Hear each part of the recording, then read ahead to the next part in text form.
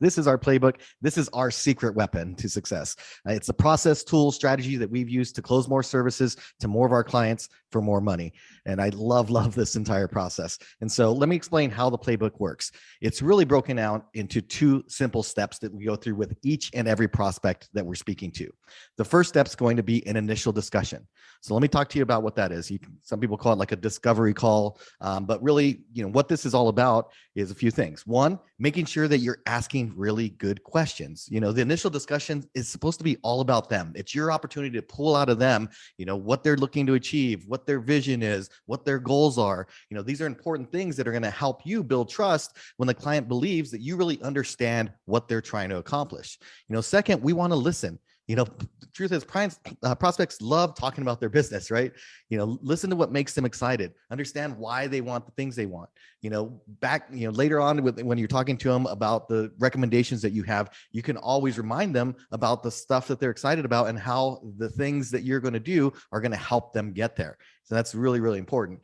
Third thing is drill deeper. A lot of times when you ask clients something, you're going to get like a surface level answer. You're going to get like just kind of a basic answer to why they want something. If you dig a little bit deeper and ask why a second time, ask why a third time, you're really going to get to the root of what they're looking to accomplish, which gives you the ability to develop a stronger rapport with that client and really get to push them over the edge when they're ready to make that buying decision. Most agencies skip this step. They don't get, out of the ID what they need. And then it's really hard to then go back with recommendations because the client doesn't trust that what they're even trying to accomplish, let alone the recommendations that you're making to get there. Yeah, totally. I mean, this is a step that may seem simple to some of you guys, but what you have to understand is most of your competitors are not going into a meeting having initial discovery or initial discussion with those clients, right? This is a huge opportunity to create rapport and understand truly what they're after, because this is a chance for you to set up what's going to happen next in the second part of this two-step sales process. Absolutely. So what happens next is the playbook. This is that secret weapon that I was talking about. And so if you look at how the playbook process works and what we're trying to accomplish there's really a few things that we're looking to achieve. One thing is that we want to educate clients. We want to show them how the framework that we designed and the roadmap that we created is going to help them get more customer activity. Second, we're going to demonstrate and explain exactly how the services that we offer are in perfect alignment with how that roadmap works. And I'm going to show you the roadmap in a minute here, so it's going to make a whole lot of sense to you, but I just want to give you kind of a high level look at what we're trying to do. Third thing is we want to evaluate them. We want to help them understand if we know what's important. We want to show them how they're doing, because that's what's going to give them the motivation to actually do something about it. That's what gives them the urgency to move forward on some of your recommendations. If they don't know that they're not doing well in certain areas that are important, then your recommendations will be taken lightly. They're not likely to move forward. Last thing is we want to recommend. We want to recommend the things that we know are going to help. It's not a one size fits all situation. Lots of clients have tried different things. Maybe they just launched their website. I'm not going to go recommend another website to them, right? That would just be silly. And so it's like evaluating what assets they currently have and seeing where we could fill the gaps with recommendations. And so let's break down, what this looks like. This is our local domination roadmap. And it's kind of the heart of the entire playbook process, because it helps us get a complete alignment with the client on where they want to go and how we're going to help them get there. And so the number one reason people come to us, and I'm sure yours is the same, is because they want more customer activity, right? And so let's get in complete alignment with that first. If we know they want customer activity, this is just the steps necessary in order for that to happen. So at the bottom here, we have a marketing foundation, right? That's where we need to be able to establish credibility. That's where people want to know that not only can they do the thing that they're saying that they could do, but they can do a good job of it, right? Once we have that foundation and we have credibility in place, well, guess what? Now let's go out and create local visibility. Let's go out and find those hot buyers. When you look at local search, those are people with money in hand that are looking for a solution to what they have, a problem with today. So I like to use like a pool builder as an example, right? There's some people that woke up this morning and they said, man, you know what? I've always wanted a pool in my backyard and I'm finally going to do it. I'm finally going to go out and find somebody to get it done. I'm going to go search on Google, find a pool builder, put in a request a quote form and get some quotes on this thing. Those people are great, right? Because guess what? you don't need to convince them they need a pool. They already have the urgency and the motivation to do that. They're just looking for who's going to get the job. And so that's a great position for your clients to be in, right? They have motivation. The problem with that is, guess what? There's only so many people that woke up this morning and said, I'm going to build a pool, and going out to look for somebody to help with that, right? It's really hard to influence the amount of people that are searching. And so the next thing you want to do is go after the passive clients. The good news in this situation is that there's a lot of homeowners who would love a pool, right? But for whatever reason, they didn't wake up this morning with the motivation to go out and get that. So, maybe it's because they don't know they could afford one. Maybe they have some false beliefs about how expensive a pool is, or that there's payment options.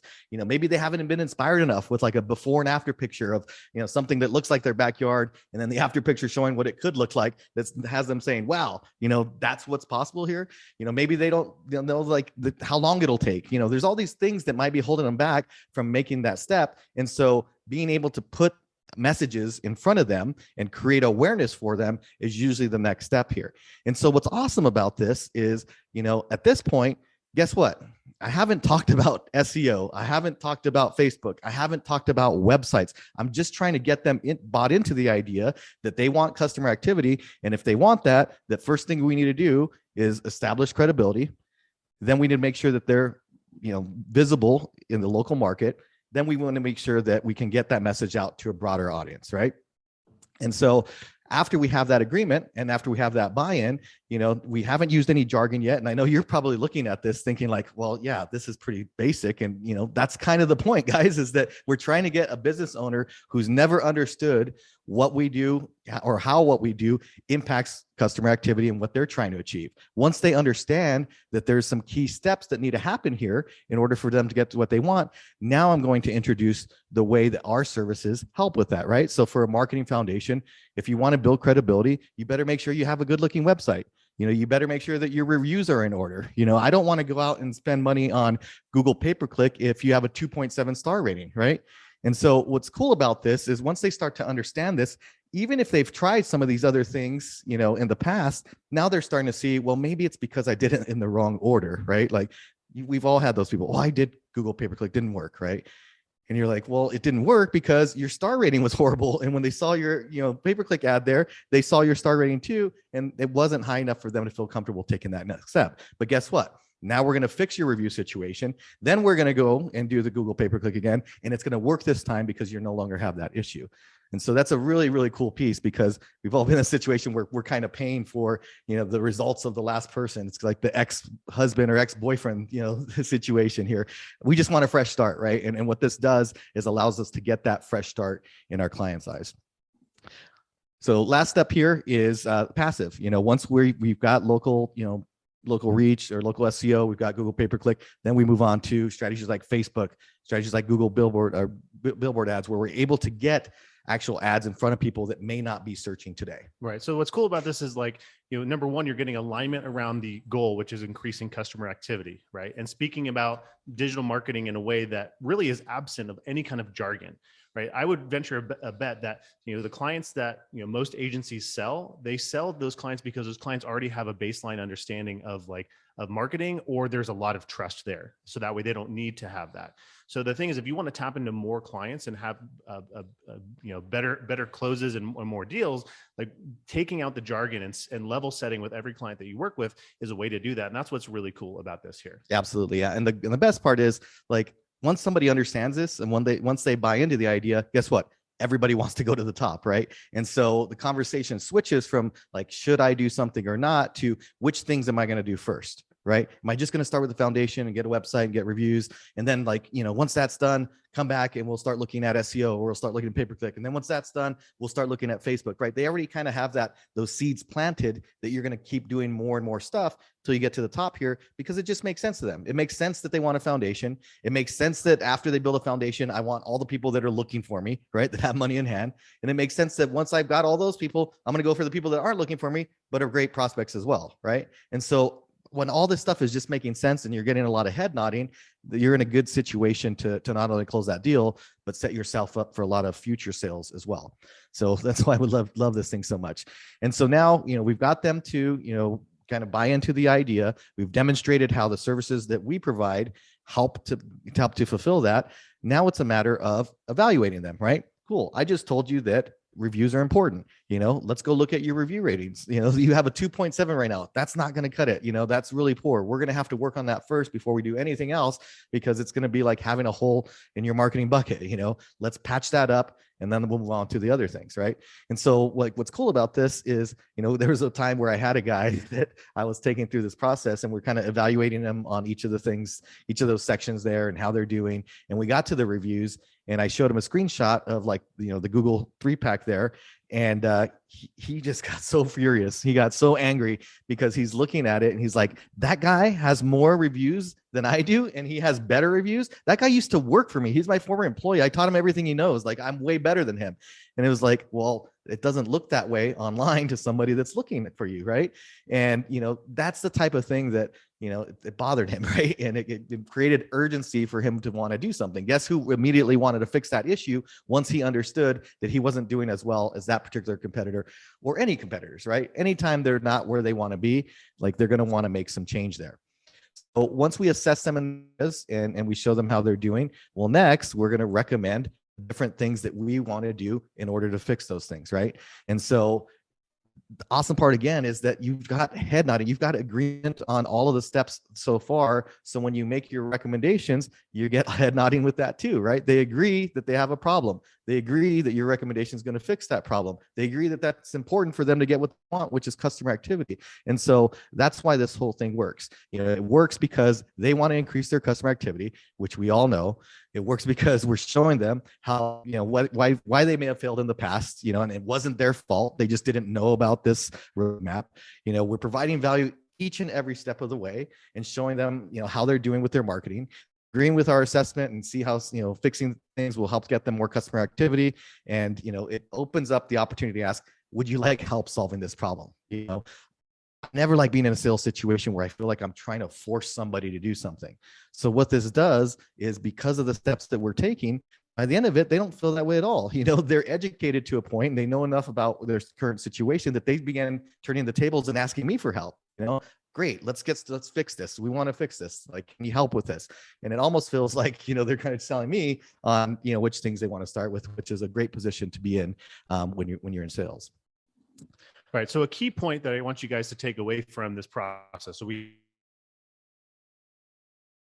the client understand that we can help them increase customer activity, that we can ultimately take away any of the jargon, show them the evaluation, and then make the recommendation. This is what leads to clients buying again and again. But the key point here is that playbooks are designed to be used over and over and over and over and over and over and over again with the same client. If you have a shelf or a drive folder full of lots of different proposals where you're constantly kind of figuring out which one to use for those clients, like, this is what has eliminated that for us and the students that we work with. Because the idea here is that it's kind of like a report card, right? Like, we're evaluating them in the same places over and over again, because we want to show them that when they invest money with the agency, that they are going to see a result. Right. So they move from poor to excellent, or poor to, on par, whatever that is. And they can see how that makes an influence in their business, and it gives them more confidence to continue to buy. Absolutely. So as long as you can deliver results each step of the way, they're going to take that next step, because you've taught them when they give you money, you get a result. Absolutely. So what we do with a client, the framework and the process, is we schedule the playbook with somebody, and we have an initial discussion, and we present them their playbook. Ultimately, that leads to an opportunity to enroll them in one of our services, or maybe multiple services. Then what we do is we deliver that, and we do that over and over and over again. And what's great is that we're not having to reinvent a proposal each time. We can show them that progress and that movement. And that's what allows us to create and expand the services of the clients that we work with. Rather than just selling them that thing one time and then, all those reasons that we forget about it, we're actually able to get them into more and more services. Yeah. And what's awesome too is, guess what? If you present all the services to them, sometimes they want them all. So you don't need to go back over and over and over again. They're like, man, all of this makes sense, and I'm willing to invest to go as aggressive as I can with it. Right. Yeah. All right. So that kind of leads us to the concept of the value ladder. And so when I think about my business and I think about agencies, I think about, well, why don't clients buy everything that I have to offer. Like some of them buy websites and that's it. Some of them buy Facebook ads and that's it. Some of them buy a combination of different things. And then like, it's just kind of about the chance. So the value ladder really is about what service does somebody start their life with you? And then what do they graduate into over time? Okay. And the reality is that a lot of agency owners and their businesses look like this, right? You know, one client just bought a website, other one's just Facebook ads. Some people bought the whole ladder, right? And other ones didn't.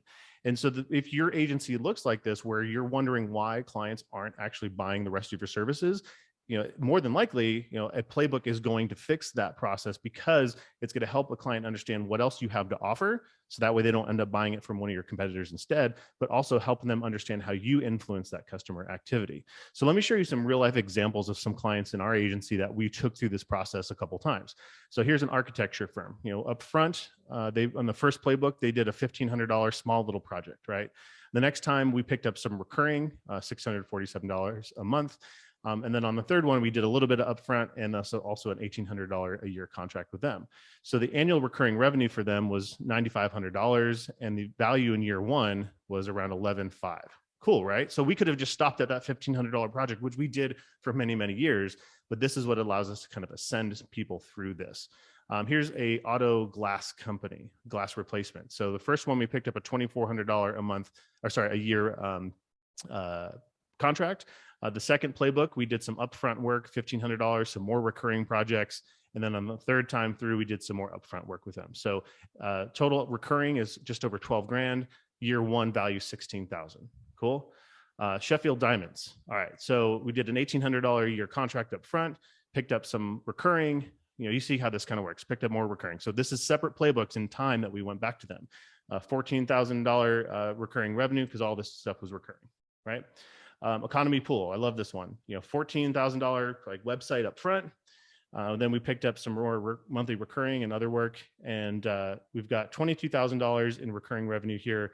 And then that's a year one value of $41,000. You know, a lot of times we have agencies ask us, well, how do you get to $1 million agency? How do you pass the $1 million mark? Well, if you're selling stuff for like $500 a pop every single time, it's going to take an awful lot of clients to go get there, right? If you're charging like say $4K for a website, you need 250 of those to hit $1 million, right? Compared to if you're charging $40K, you just need 25 of those. You know, I got to ask you, is it easier for you to go out and find 25 clients or is it easier to go find 250? Right. And what does that look like in terms of servicing and delivering 25 clients versus 250? So like, this is how you do it. You have to increase the amount that you're spending. A couple of examples from some students in our community. You know, Steve was super nervous on his first playbook, but he brought in a $19,000 contract on the first one. And then one that happened right after that, he closed a $16,000 contract. Nate, a $44,000 playbook, right? So these are like playbooks that where the annual contract value is bigger than any one sale that they would have made on their own before. Andy and Barbara, this is an awesome story. You know, they closed a $12,000 deal for a local plumber, right? And you know, this person was originally coming to them for just a landing page, which they would have normally just charged like say $2 grand for something like that. So instead of saying yes, okay, here I'm going to just give you this landing page for $2K, they said, hey, glad to help you with the landing page, but I'd like to take you through the playbook process. And so they went through that process and out the other side turned a $12,000 contract. So think about all the money that they would have potentially left on the table with just this one client, had they just listened to the client and said, hey, I'm just going to give you what you're asking for as opposed to doing a true evaluation. We've got Faye and Eric. You know, they did $15,000 on a contract that was an old lead, right? They went back to a lead that was a confused buyer that didn't buy, and they delivered a playbook and re-engaged, woke that person up. And then they did it again with another client for a $26,000 contract, right? Molly, this is a cool story. She told us at one of our recent masterminds, she said, you know, when I started using the playbook, all my prices and all the things I was charging went up. You know, I used to sell a website for like $7,000. But then when I took them through the playbook process, it turned into a $40K project. You know, she was happy with the $7K project, right? Yeah. But you know, she was way more happy as she went through that process as well. We've got Eric, who did $87,000 in 8 weeks doing the playbook method. He also said that he's had zero pushback from raising his prices, which is, I know, a common theme for a lot of the students that we work with. And then we've had Caesar, who added an additional 90K in revenue in his pipeline as well. So I just want to share those examples with you just to show you that I want you to take away that the playbook is designed. And when you evaluate somebody and take out the jargon and do this process, this is something that you're going to have a lot of great opportunity to to re-engage clients for more money and help them buy more from you. Yeah, and I love that Faye and Eric one, just because like when they said this was a sale that they thought was going to go through, right? They had great feelings about it, and then like it just never happened, and they couldn't understand why. And I'm sure you guys have had those too. It's because the client just didn't understand how what they were going to do was getting them customer activity, right? Once they went back and just gave them a little bit more education and the framework that we're talking about, they were happy to give them a card on the spot, right? And so sometimes that's all it takes, guys, is a little bit more education, the assessment, this entire process to take somebody from being confused and uncertain and on the fence to actually giving you a card and moving forward.